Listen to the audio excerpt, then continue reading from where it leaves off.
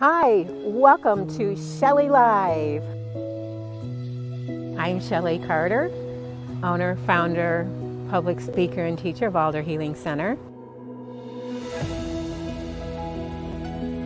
Shelley Live, the place where magic happens.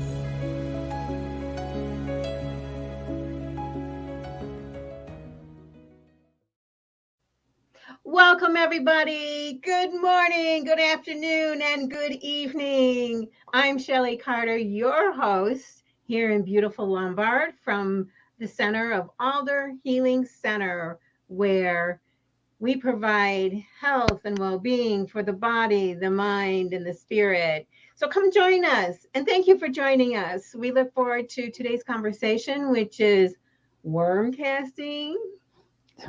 Or maybe it means something else. We'll see through the show. So if you have any questions about what that is, please put it down in the chat. We'd love to hear from you. And then, are we taking worm castings to bed with us? Now that would be interesting, wouldn't it?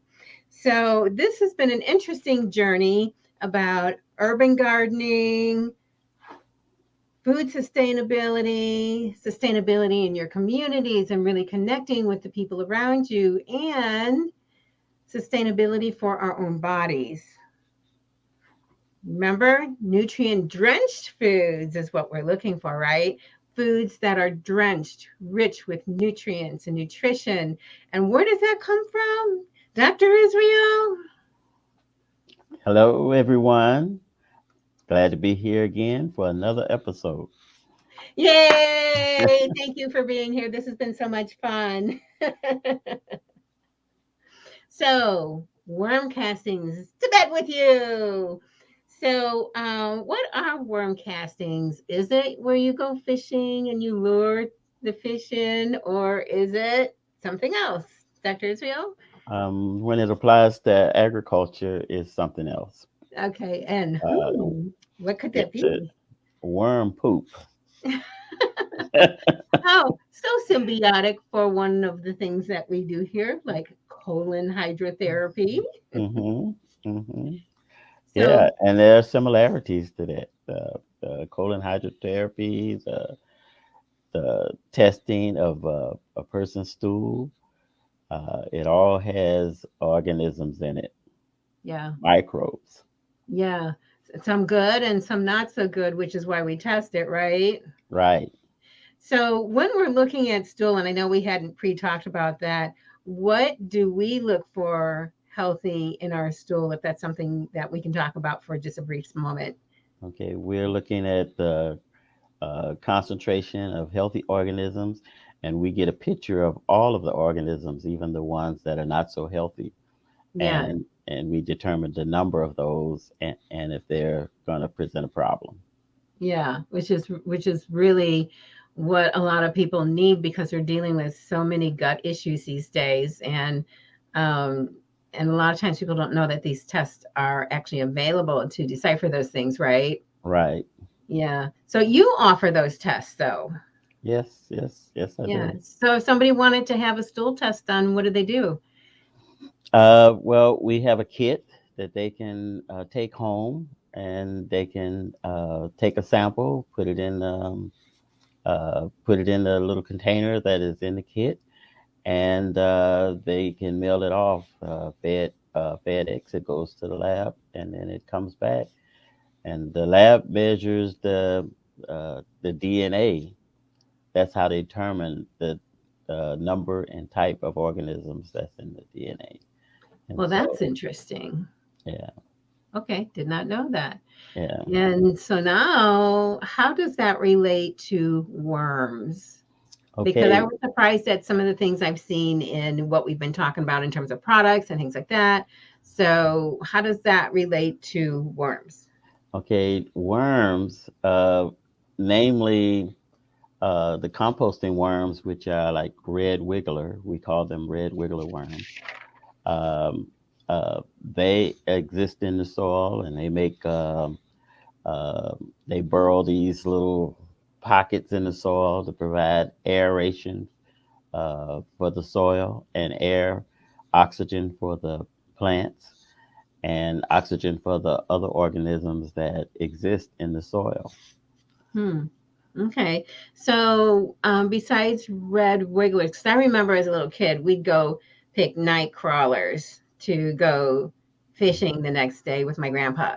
So, are red wigglers also known as night crawlers, or is night crawlers considered an earthworm, or how do you know what it is? Like, what are the different names for the different types, and why would you use one versus another? Okay, the red wigglers are a smaller worm. Do you have any? Yes, yes, Ooh. and they are also called night crawlers. But Um, the bigger earthworms, they come up a lot of times, but they go deeper than the red wigglers. The red wigglers can go down 6 to 8 inches, okay. and the earthworms can go down 6 feet. Seriously, 6 feet? Yeah. Okay, I had no idea. So, how many of you out there knew the difference between the different worms and how deep they actually went into the soil? So, let me see your comments in the chat. What you got there, Dr. Israel? Okay, this is a red wiggler, and he's trying to wiggle out of Can I my go fingers. too? Yeah. So So, this is our workhorse um, for our plants. They do the most.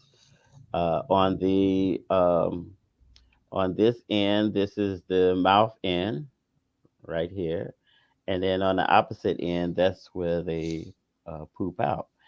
And the poop contains everything that they've eaten, the minerals that they've processed, um, um, and it's pooped in the soil in a manner that the plants can uptake and use. So any organic minerals that you put in the soil, it goes through their bodies. They poop it out. Sometimes they can eat some of the other organisms. So, we have other organisms like bacteria, fungi, nematodes, all of those things that's in the soil, and they poop too. They transition the soil for us. So, uh, but this is really a workhorse, and we like to see at least um, at least 15 to 18 of these per square foot of your soil. okay. So, how do you know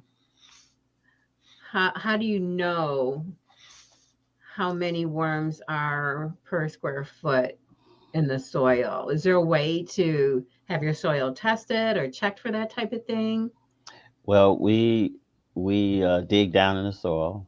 We'll take a trowel, and you can actually measure it off if you want 1 foot square, and you just dig down in there and you count how many earthworms you see down in there, or how many red wigglers, or how many earthworms.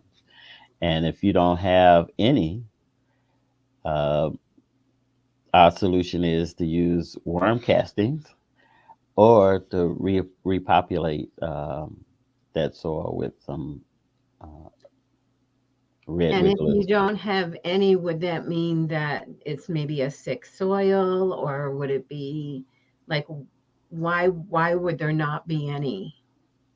Uh, there's no organic matter there. There's nothing for them to eat.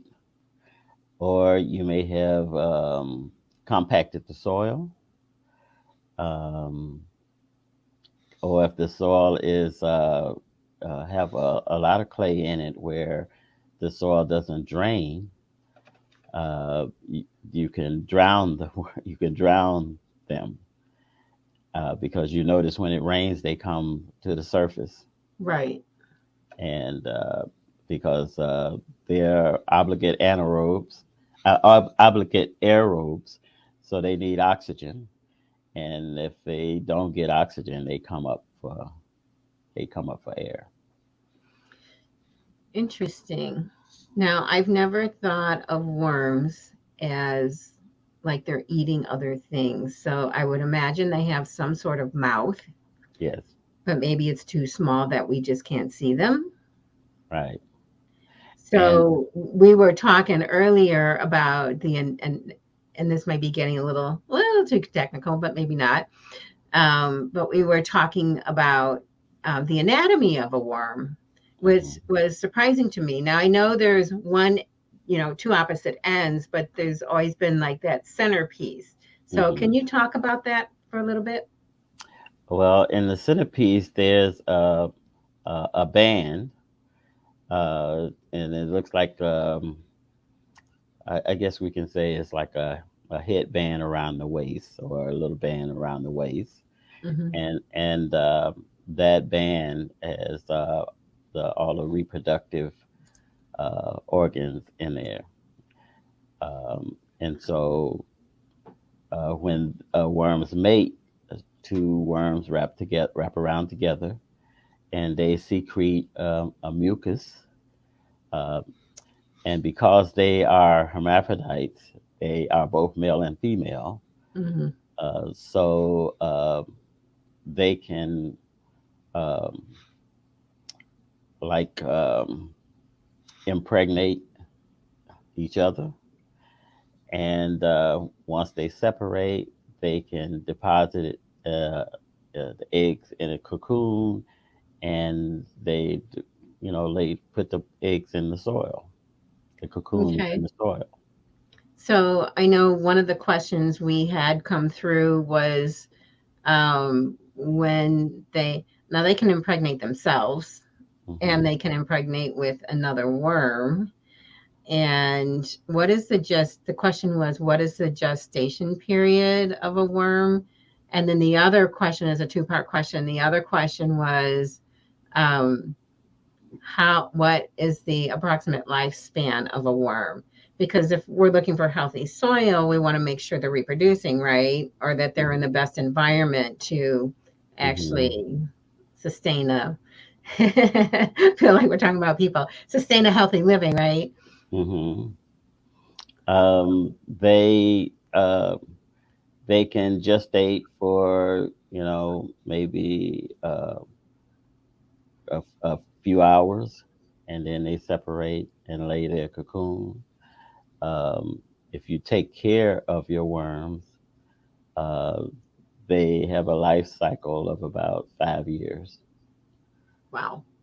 Yeah, and a lot of people do it via vermiculture, where they um, have these stages and steps of so the worms can go up, and all at that bottom level they deposit all of the poop, and so you can collect that poop, and then they go up to the next level and they do their thing. They eat and they poop, and then it's like a stair step process.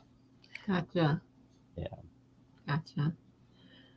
I wonder what their digestive tract cycle is. Because, like for humans, from the time that you eat it to the time that you eliminate it, provided we have a healthy digestive system, Hmm. um, should be within 17 to 24 hours. So, what you ate for breakfast yesterday should be coming out this morning. What you had for lunch yesterday should be coming out at lunch Hmm. today, and so on. So, just a question that popped in my head is like, I wonder what their cycle of elimination is. Yeah. Well, And maybe there's not an answer to that at this moment. yeah. Yeah, but we can always check and look that up and provide answers for um because that's getting into really the technical aspects of earthworm life. And but I imagine that they do poop a lot because it's as they eat it passes on through. Yeah. So to get like 4 pounds of it, Well, just consider that you have so many earthworms in there, and if they sometimes the little tiny cocoons don't may not hatch for um, like 2 seasons, like they may be dormant and still living throughout the winter, and then when this is in the soil when they're Mhm. there. They go down to a depth because they need to stay warm too. Um, and and then when conditions are right, they will begin to hatch. But they So are what would be a right condition? um, What do we look for?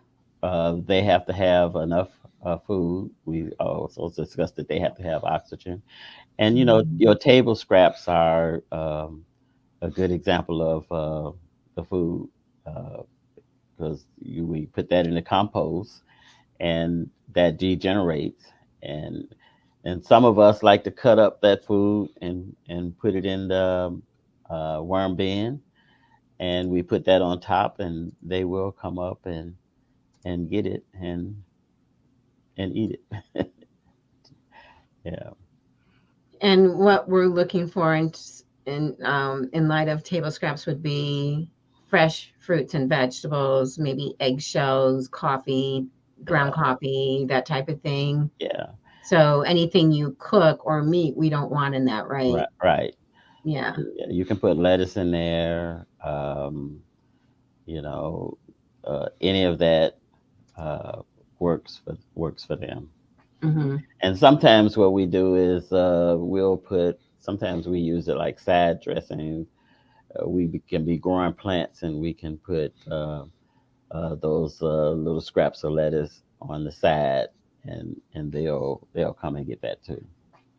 And Gotcha. that's right in the bed. Yeah. Yeah. They got exactly what they need at the moment they need it. Yeah, Kind of yeah, like us getting to the grocery store. yeah. So they provide the aeration for the soil. We don't have to do digging or tilling because they are basically the workhorse, and many of them love uh, what they're doing, and we love what they're doing. Yeah. And so one of the products that we get um from them and worm castings is what I do is I put that in my compost tea bag along with some compost, and I make compost tea. And this is what it looks like. Yes, So you're putting air in to have it bubble up, right? yes, Yeah. yes. You have air to go through because they need the air, and the most importantly is what we get out of the compost tea. We get all of those organisms that we need to work with the plant because they are uh, the plant works together with the worms. The plant gives them sugar, and um, and the organisms like the bacteria, the fungi, the nematodes. A lot of them they eat each other, or they eat the one that's lower than them. They eat the bacteria, Yeah. and so that's what we want. We want from them um, to place that, make sure that that's in the soil because that is what makes the food nutrient dense. Yeah. Awesome. So we're going to take a little bit of a break here. And I understand you have some engagements coming up where in a few of the gardens that you participate in, where if you'd like to be a volunteer to help in the garden or to learn something new, Dr. Israel, can you go over the dates that people can actually come out and participate, and and then how do they reach you? Okay. Okay, that's it's up on the screen now. So go ahead and let's share the dates, and then when the show is over, we'll have the dates down in the comments below. Okay. Well, we're in the greenhouse now, so you can always volunteer to help out in the greenhouse. We're at uh, the greenhouse basically from 12 to 12:30, 12 or 12:30 to about 3. Why don't we show what the greenhouse looks like so people get a sense of that? Okay. So we're at the Fulton Street Greenhouse, and this is one of the raised beds in the greenhouse, and that enables us to grow things throughout the year. Um, and what I'm doing here, and this bed is like 3.5 inches wide, 3.5 feet wide, and 16 feet long. And so what I'm doing is I'm putting some um, inoculant in the soil, and I also put compost tea in the same way. Okay. Either way, I'm putting organisms in the soil. Awesome. Okay, so you really just you don't have to dig it into the soil. You can just spray it in on top and it just soaks through. Yeah. Yes. I'm just asking because I don't garden like you do. Okay, what are the dates? Okay. Um, um, we'll be outside preparing the beds from the 17th of April through the 23rd, Okay. and we'll also be direct seeding some of the plants. We'll be actually putting the seeds in the ground, or we'll be transplanting some of the uh, plants that we have started in the greenhouse, like cabbage, collards, all of your uh, plants that don't mind the cool. And in the greenhouse, we'll still be starting seeds that likes the summer heat. Hmm. Yeah. So that'll be from the 17th to the 23rd. Some of it is on Saturdays. On Saturdays, we do it in the mornings from 10 to 12, or we can do it in the afternoon from about 1 to 3. Okay, and then the weekdays are from The weekdays, we usually do it from 9 till about 3:30. okay. And there's three different locations currently that people can volunteer at or participate in. Yes, we are at the African Garden and the Preserve Garden. They're on Central Park and 12th Place, Okay. and the Slumbusters Garden, and that's on 19th and Trumbull in the Okay. city. Mhm. And the Stone Temple. And the Stone Temple Garden is on 3600 West on Douglas Boulevard. So that's Central Park and Douglas. Okay, And awesome. they usually are there from every Thursday from uh, 10 to 12. Very good. So, everyone, all of you who are listening, please reach out to Dr. Israel. And there's some benefits by volunteering. What are those? Uh, One benefit is that you can participate in the harvest. You can take some things home for your table, and Mm. you get to. Yes, it's good eating, and the taste is so different. People often tell me, "Man, those collards were great. That food tastes different than the store."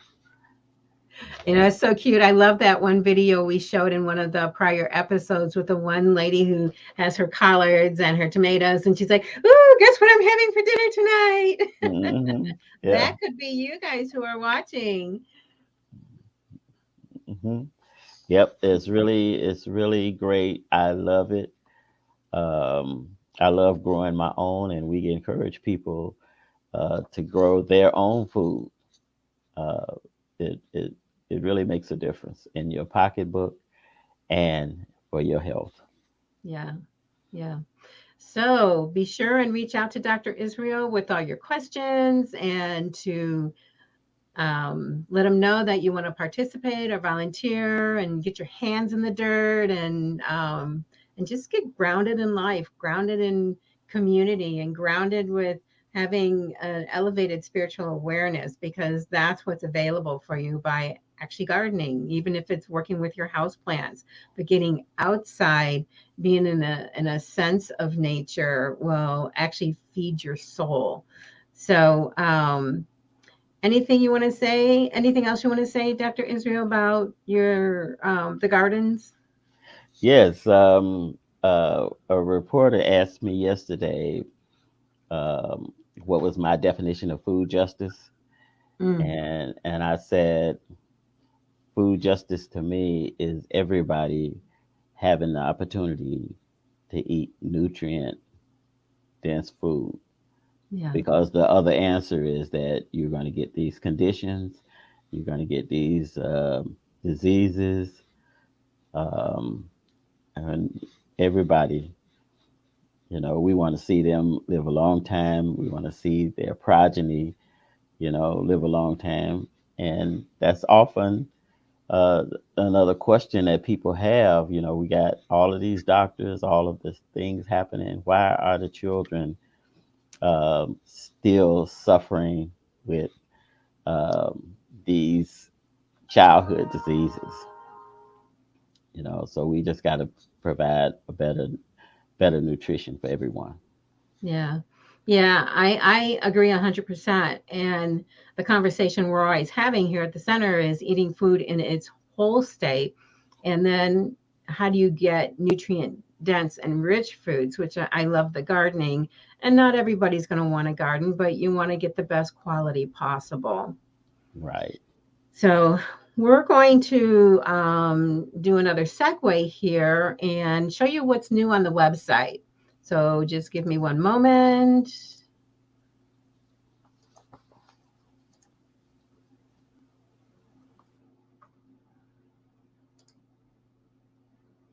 And when we go to alderhealingcenter.com and go to the About page, yep, there I am. And then when we scroll all the way down, Nick is our lymphatic drainage specialist. Check out his information. He is beyond amazing. And then we have another colon therapist who joined us about almost 2 months ago now. And her name is Renee. She's amazing. She was with me years ago when I first opened up, and she's back. So, yay! Welcome back, Renee. And then we have a nurse practitioner here, Beverly Knagle, nurse practitioner. There'll be more information coming about her soon, but you can reach out to us if you'd like to schedule an appointment. She's doing a lot of virtual calls and she'll be in and out of the office. So be sure and reach out to us to schedule an appointment. And then, of course, we have Dr. Israel. Yay! And so he is our functional medicine practitioner, as well as a wealth of other areas he's been trained in, and his obviously his passion is the urban gardening and sustainability and building a strong community and educating people in how they can live better, do better, healthier life and lifestyles. So I'm so grateful to have you here, Dr. Israel. And just a few things I do want to let you know. Let's go all the way back to the top. And we're gonna go shopping. Oh, before I go into shopping, guess what you can do now? You can actually book your appointments through the Alder Healing Center app. Yes, ma'am, you and sir, you can do that today, right now. So you can install the apps on your Android or your iPhone and book all your appointments from there. And if you have any questions, you can feel free to call us and we'll walk you through the process if you have any questions. But it's super easy. It's like installing any kind of app. Yeah, you got that. And last but not least, I wanted to remind you guys of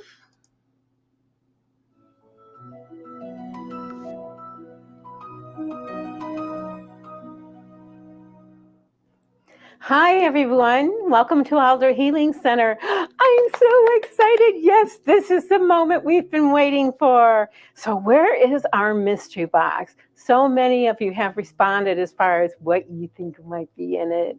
So, wait a minute. Could the mystery box be in here?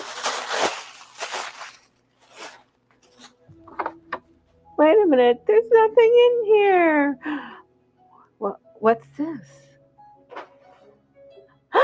It's the mystery gift reveal. Yay! So, shall we see what's in it? Let me see your yeses. Click down below. So to find out more about the mystery box, go to the website, check out the video, and you can go to YouTube because the video is also on our YouTube channel. Please be sure to subscribe and like so you're informed of new videos that are coming out. Catch up on the old ones to catch you up to date with what we're doing with urban gardening and worm casting and so much more. Let's see. Oh, one of the questions that came in is there a way to test your soil? And what would you like? What is revealed in the testing?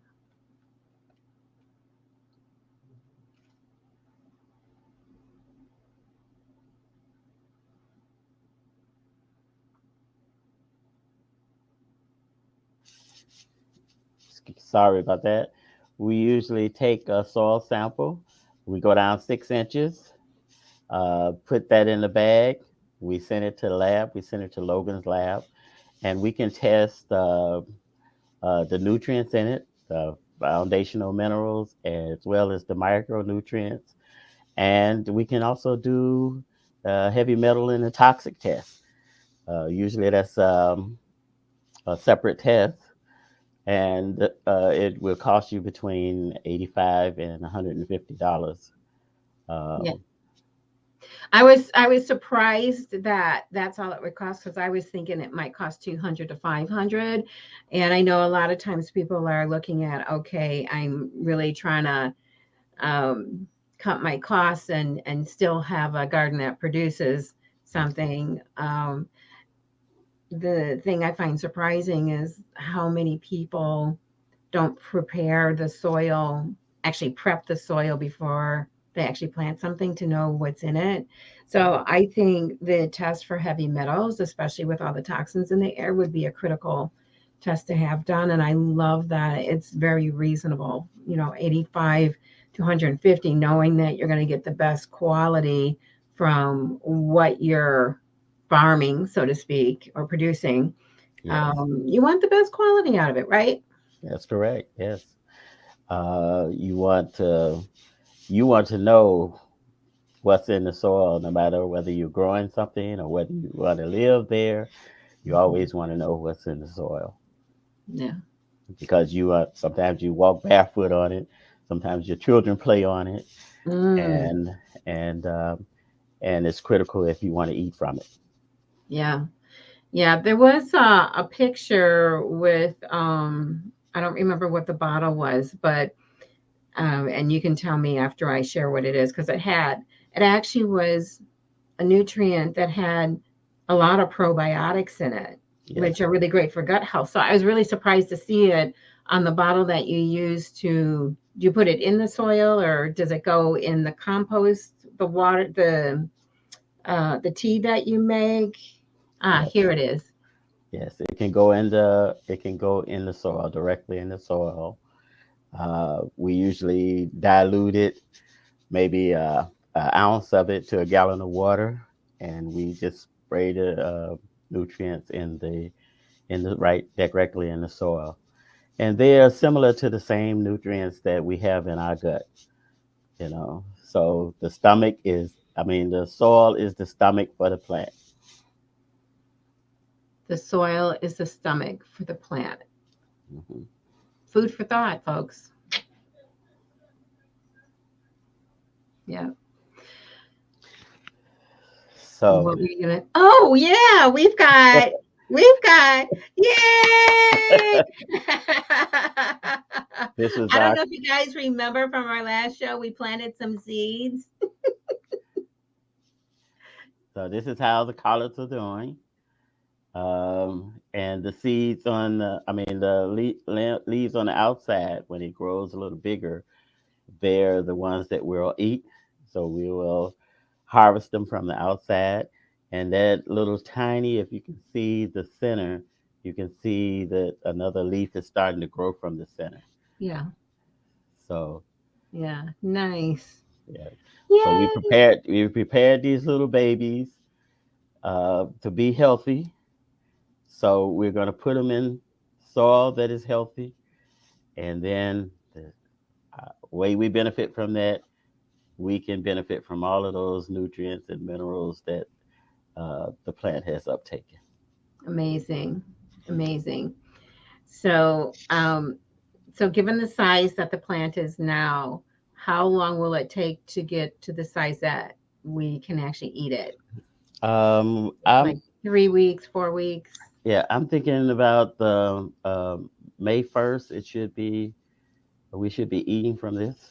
Okay, in a couple months then. Yeah, yeah. Okay, cool. Well, I get to, But this is April, so we don't have that long. Maybe about. oh, yes, it is, isn't it? Oh, yeah, yesterday was April Fool's Day. Yeah. Okay, awesome. Yay, that's exciting. So if you've started your garden, let us know what you're planning. And how soon your plants will become available. And yeah, this is exciting. So we'd love to hear from you and share with us what you guys are up to with your gardens. And somebody just wrote in that, so, and it has to do with the wood that you use for the beds, because I know that there's wood that's pre-treated with chemicals. So is there a particular kind of wood that you would look for to build the beds, or will any wood work, or how can you share about that? Yeah, well, any untreated lumber is good because you don't want the toxins and chemicals to leach into your food. Yeah. So what we use typically is cedar wood. Cedar wood is expensive, but it lasts from 8 to 10 years. Oh, okay. So that's what we use. We try to use it exclusively. And if you use any other wood that's treated, you'd have to line it with like a landscape fabric, and Gotcha. to keep, or either some plastic to keep it from leaching any chemicals into your food. Well, to me, it would make sense to just get for me, I'd rather invest a little bit more, knowing that it's going to last longer, because I'm all about longevity. Because if you have to replace it every few years, then you're spending more money on the long run. And Yeah. then getting it untreated, I like the fact that then you don't have to worry about Yeah. toxins leaching into the food, because part of why you grow it is so it's healthy, right? Right. So you just said pay now or pay later. And later, it's usually a whole lot more. Right. Right. Yeah. Dr. Israel, any last words for our audience today? I just say live and live well. Love it. Thank you for joining us today at Shelley Live, and we look forward to seeing you next month for our next program. Have a beautiful day.